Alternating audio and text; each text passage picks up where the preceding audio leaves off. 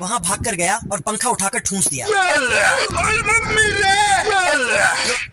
आदमी ने भी एक लात दिया और पंखा बाहर निकल गया। खतरनाक लोग हैं। तो फिर उसने पहले पंखे का डंडी निकाला और पंखे पर थूक लगाया और सेट कर दिया। हुई ना बात। और फिर कॉकपिट में एरोपाल ने उड़ने को आया और तभी अचानक पैनल से पुर्जे उछल उछल कर बाहर आने लगे।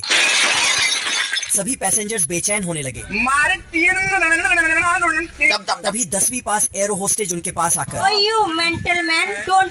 और लड़का एरोप्लेन ठीक करने लगा। नीचे इंजन रिपेयर करते करते लड़के ने ड्रिल से पोटा प्रसाद के पिछवाड़े में फिर जैक लगाकर पूरी बॉडी को उठाने लगा और 10 फुट हवा में उठा दिया और प्लेन डगमगाकर नीचे गिरा गया।